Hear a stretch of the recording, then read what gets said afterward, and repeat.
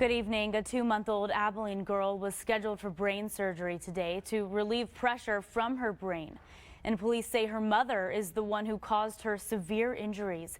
K-Texas reporter Karina Hollingsworth reviewed court documents in this case. And a warning, the details are hard to hear. If a baby is forcibly shaken, their fragile brains move back and forth inside their skull. That's exactly what investigators say Clarissa Stewart admitted to doing to her baby. Court documents say the mother demonstrated with a doll how she shook her 2 to 3 times and then slammed her on the changing table. Court documents state Stewart began noticing seizures on November 14th at 2 p.m.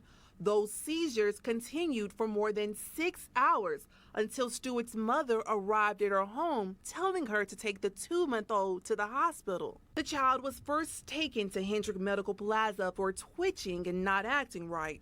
The initial assessment noted a brain hemorrhage, 4 to 5 bruises on the torso, and a bruise to the right eye.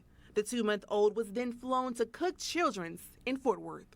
On November 15th, Fort Worth CPS contacted the Abilene Police Department to report the child's injuries. Stewart told Fort Worth police the 2-month-old's injuries could have been caused by her 18-month-old sister. The Cook Children's Care Team later refuted those claims, stating the nearly deadly injuries are not explained by trauma caused by another young child.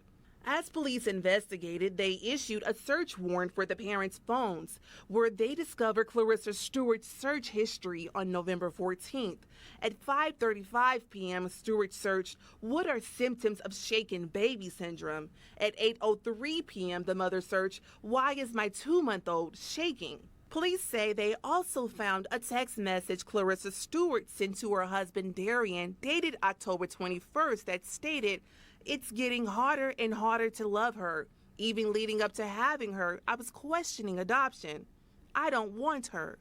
On top of the brain injuries, the 2-month-old has failed a swallow study and now requires a feeding tube due to no longer having a suck or swallow instinct.